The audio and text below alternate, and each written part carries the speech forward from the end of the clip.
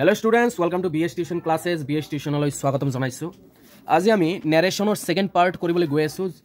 Joakali mane 30 tarikot ami already eta video 30 January 2025. Aji tomalage kiman date ba sai jana jano. Kintu so already yar first part ami upload korisu. Dhuniake bujai disilo eitu so. ঠিক আছে এইটো ধুনিয়াকে বুঝাই দিছিল গোটেইখিনি বুঝাই দিছিল ঠিক আছে আর কইছিল যে এই ব্ল্যাক তো ফর্মুলা তোমাকে গমে পাইছা কিন্তু সান হল আমার স্পেশাল এটা ফর্মুলা এই ফর্মুলাটো যাই ভালকে বুঝি পাবো না তার ন্যারেশনের প্রতি ভয় একদম গুছি যাবই লাগিব কি শিওর দিল ঠিক আছে তো বলা আমি ন্যারেশন ধুনিয়াকে স্টার্ট করু তার আগতে আমার channel BS tuition classes to subscribe কৰি লবা যদি কৰা নাই ভিডিওটো লাইক কৰিবা শেয়াৰ কৰিবা আৰু কমেন্ট কৰিবা মই অলৰেডি আগৰ ভিডিওত স্টুডেন্টক কৈছিলো যে কমেন্ট কৰি দিবা টেন্সৰ ফৰ্মুলা বিলাক যাই জানা ঠিক আছে আৰু এইটো ভিডিওৰ হেখৰ ফালেও আমি কিবা এটা কমেন্ট কৰি জনাম কমেন্ট কৰিব কম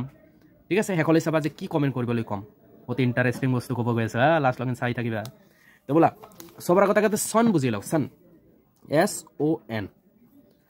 এস মানে কি হ'ব পাৰে সাগে কি হ'ব পাৰে এস মানে কি ও মানে কি এন মানে কি তো সানি লোৱা সবৰ আগতে ইয়াতে লিখো এস মানে হল সাবজেক্ট ও মানে কি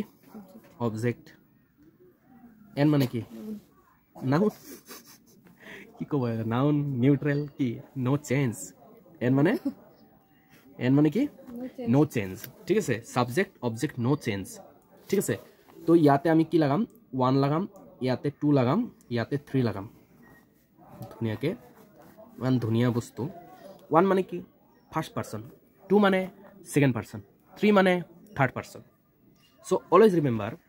first person will change according to subject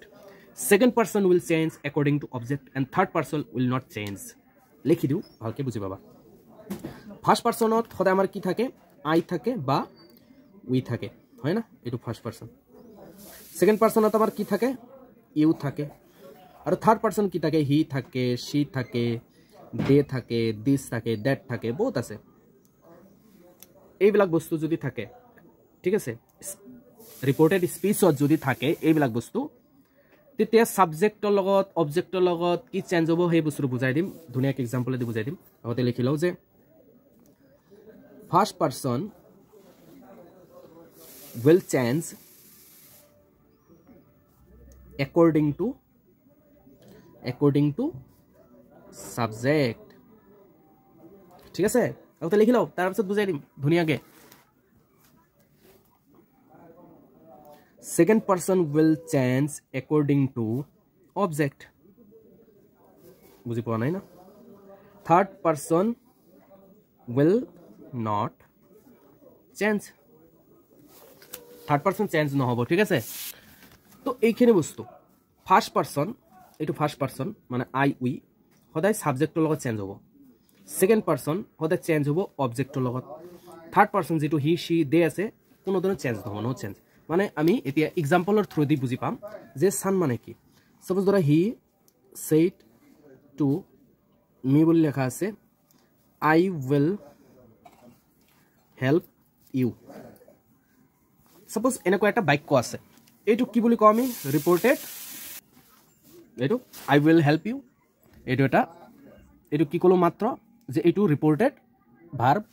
এইটো ৰিপৰ্টেড স্পীচ এই ৰিপৰ্টেড স্পীচ ডিপেন্ড কৰিব এইবিলাক যে চেঞ্জ হ'ব এইটো সাবজেক্ট আই কি আমাৰ সাবজেক্ট ইউ কি আমাৰ অবজেক্ট তো এইবিলাকো নিৰ্ভৰ কৰিব চেঞ্জ হ'ব এই দুটা বস্তুৰ লগত এইটো সাবজেক্ট এইটো অবজেক্ট এইটো সাবজেক্ট এইটো অবজেক্ট এইটো সাবজেক্ট এইটো অবজেক্ট ঠিক আছে তো এই সাবজেক্ট অবজেক্ট এইবিলাক ডিপেন্ড কৰিব এইটোৰ ওপৰত কেনেকৈ এই সানটো যে বুজালো মাত্ৰ সপোজ ধৰা এইখিনি আগতে লিখি লও হি সেটটোৰ জায়গাত কি লিখিম আমি told me কমাৰ ঠাইত কি লিখিম আমি ইনভাৰ্টেড কমাৰ ঠাইত that এই যে আই যে আছে আইটো কি ফার্স্ট পারসন সিঙ্গুলার না আই কি আমার এইটো এটা আই আছে উই আছে আই হল আমার ফার্স্ট পারসন এইটো কোৰ আন্ডাৰত আহি আছে ফাৰ্স্ট পাৰসনৰ আন্ডাৰত আহি আছে না আই ইউ আহে আমাৰ সেকেন্ড পাৰসন আই আহে আমাৰ ফাৰ্স্ট পাৰসন আৰু ফাৰ্স্ট পাৰসন কাৰ লগত চেঞ্জ হ'ব সাবজেক্টৰ লগত ঠিক আছে সোয়া এইটো আছে কি আমাৰ আই মানে ফাৰ্স্ট পাৰসন কাৰ লগত চেঞ্জ হ'ব সাবজেক্টৰ লগত এইটো আমাৰ সাবজেক্ট এইটো আমাৰ অবজেক্ট এইটো আমাৰ সাবজেক্ট এইটো আমাৰ অবজেক্ট তো ফাৰ্স্ট পাৰসন আই কাৰ লগত চেঞ্জ হ'ব এইটো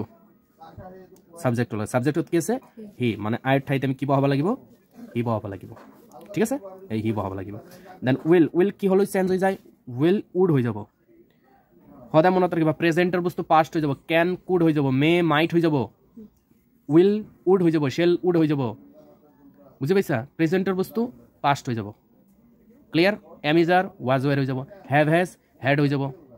নিড নিডেড হৈ যাব তো তেনে কোৱা উইল উড হৈ যাব তো উইলৰ ঠাইত আমি কি লিখিম উড লিখিম help he would help you কি আছে আমাৰ ইউ ইয়াতে সানৰ ফৰ্মুলাত চাওঁ আমি ইউ ইয়াতে ইউ আছে মানে সেকেন্ড পাৰ্সন ইউ কি আছে আমাৰ ইউ কি আমাৰ সেকেন্ড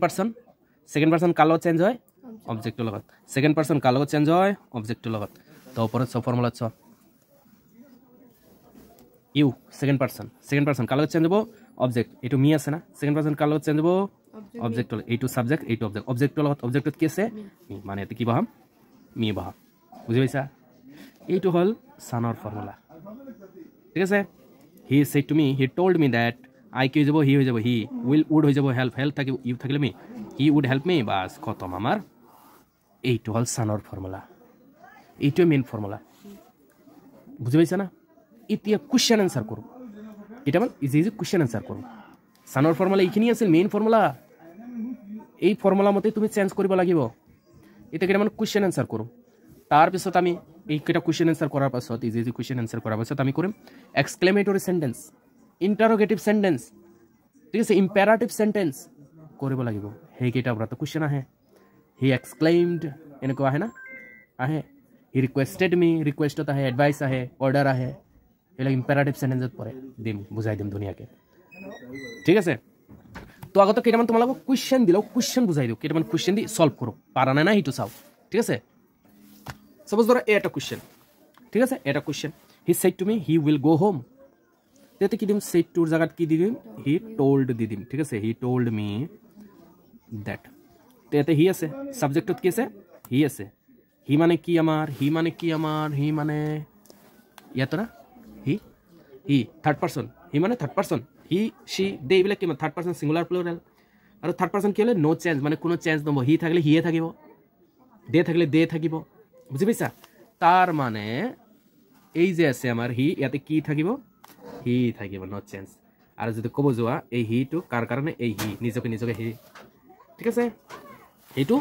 হি থাকিব হি said to me এই হি এই লৰাটো বেলেগ এটা লৰাৰ কথা কৈছে যে হি উইল গো হোম এই হি কিন্তু নিজকে হি বুলি কোৱা নাই এই হি এই লৰাটো বেলেগ এটা লৰাৰ কথা কৈছে হি বুলি তো যি হওক হি থাকিলে কি থাকিব হি বুলি থাকিব ইউ থাকিলে চেঞ্জ হ'ব অবজেক্টৰ লগত চেঞ্জ হৈ যাব ঠিক আছে দে থাকিলে দে হ'ব ইট থাকিলে ইট হ'ব দিস থাকিলে দিস হ'ব দোজ থাকিলে দোজ হ'ব পেন থাকিলে পেন হ'ব ঠিক আছে নো চেঞ্জ ওকে হি উইল থাকিলে কি হৈ যায় মই কি কৈছিলো উড না go home he told me that he would go home easy বস্তু আগতে বুঝা ভাল নেক্সট কোশ্চেন দুটামান দিওঁ এতিয়া এই দুটা কোশ্চেন বুজাই দিওঁ অলপ এনেকুৱা থাকিব ইউ আছে বহুতে ইউ থাকা কোশ্চেন কৰিব নোৱাৰে কিন্তু মই যদি সান বুজাইছো তাৰ মানে কোশ্চেনবিলাক হ'ব তোমালোকৰ কাৰণে ইজি ঠিক আছে তো দে আমাৰ কি হ'ব দে সো ইন্টাৰোগেটিভ এক্সক্লেমেটৰী ইম্পেৰাটিভ আৰু এটা নেক্সট পাৰ্টত ধুনীয়াকৈ বুজাই দিম কাৰণ এই পাৰ্টত বহুত লং হৈ যাব তেনেহ'লে 1 ঘণ্টা পাৰ হৈ যাব ইম্পেৰাটিভ ঠিক আছে এক্সক্লেমেটৰী এইবিলাক এটা এটা পাৰ্ট যদি থাকে তেতিয়াহে ধুনীয়া হয় ঠিক আছে বুজাওঁতে তাৰপিছত সেটটো কি লিখিম told ৰামৰ ঠাইত ৰাম লিখিম কিন্তু এই ৰাম ভিতৰত আহি কেনে কি হৈ যাব হি হৈ যাব মনত ৰাখিবা ঠিক আছে ইয়াৰ কাৰণে কি লিখিম that এটা ইউ থাকিলে কি হ'ব ইউ ক'ত আছে ই ফৰ্মুলা মতে চাও ইউ ক'ত আছে সেকেন্ড পাৰসন চেঞ্জ হ'ব অবজেক্টৰ লগত ঠিক আছে তো আমাৰ অবজেক্ট ক'ত আছে অবজেক্টত কি আছে ৰাম আছে ৰাম মানে কি লৰা মানে কি হি সাবজেক্টত আমি কি হিচাপে লিখিম হি হিচাপে ৰামৰ ঠাইত আমি কি লিখিম হি ঠিক আছে এই হিয়ে যদি তুমি অবজেক্ট হিচাপে লিখিব লাগে কি লিখিবা হিম কি লিখিবা হিম এই হিটো যদি পিছফালে কেতিয়াবা লিখিব লাগে হিম হ'ব হি নহ'ব কাৰণ হি আমি সাবজেক্ট হিচাপে ব্যৱহাৰ কৰোঁ আৰু হি আমি অবজেক্টত যদি ব্যৱহাৰ কৰিব লাগে হিম হিচাপে ব্যৱহাৰ কৰিম কি হিম হিচাপে ঠিক আছে ওকে তো চোৱা they told Ram that he you কাৰ কাৰণে ব্যৱহাৰ হৈছে ৰামৰ কাৰণে মানে হি আৰ থাকিলে কি হৈ যাব মই বুজাই দিছিলোঁ এম ইজ আৰ থাকিলে কি হৈ যাব ৱাজ ৱেৰ ৱাজ হ'ব একবচনৰ লগত ৱেৰ হ'ব বহুবচনৰ লগত হি আছে একবচন কি লাগাম ৱাজ ভেৰি গুড এইবিলাক চেঞ্জেছ ঠিক আছে এম ইজ আৰ থাকিলে was he was a good boy good বাছ খতম এবার টান আছে নাকি একো টান নাই they told Ram that he was a good boy next করো next case you said to me you আছে যেনেকুৱা আছে এনেকৈ থাকক ইউ টোল্ড মি দ্যাট ঠিক আছে না ইউ টোল্ড মি দ্যাট আই মানে ফার্স্ট পারসন আই মানে কি ফার্স্ট পারসন সাবজেক্টের লগত চেঞ্জ হয় কার লগত সাবজেক্টের লগত ইয়াতে ফার্স্ট পারসন কার লগত চেঞ্জ হব সাবজেক্টত কি আছে ইউ বহাব লাগিব এতে ঠিক আছে ইউ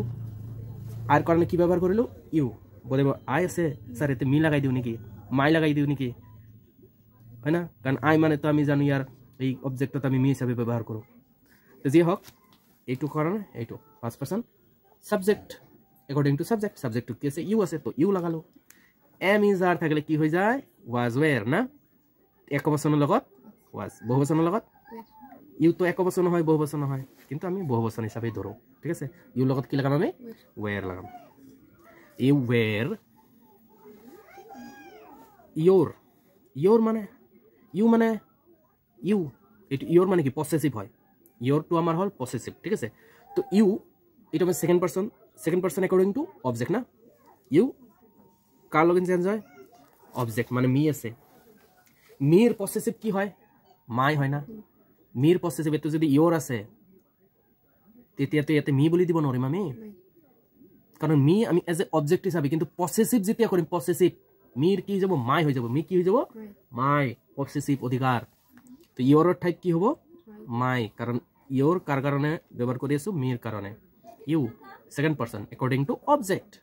ইউ তো সেকেন্ড পারসনত আছে না ইয়োর অবজেক্ট মি আছে তো মি টু আমি পসেসিভ যেহেতু ইয়াতে তো ইয়োর মানে পসেসিভ হিসাবে ব্যবহার হয়েছে তো মি টু মির পসেসিভ কি হয়ে যাব মাই ব্যবহার হয়ে যাব তো মাই লিখিলো বিগ ফ্যান বিগ তাহলে কি you told me that you were my big fan তুমি মোক কইছিলা যে তুমি মোর কি আছিলা বিগ ফ্যান আছিলা ঠিক আছে কনসেপ্ট ক্লিয়ার হইছে না নাই হয়তো ধুনিয়াকে কনসেপ্ট ক্লিয়ার হয়ে গেছে ঠিক আছে নেক্সট ভিডিও যে কৰাম না নেক্সট ভিডিওত ইম্পেৰাটিভ এক্সক্লেমেটৰি আৰু ইন্টারোগেটিভ তিনটা কনসেপ্ট বুঝিবই লাগিব নহলে এইবিলাক তো ইজি এইবিলাক একদম ইজি टफ क्वेश्चन तो अभी बाकी है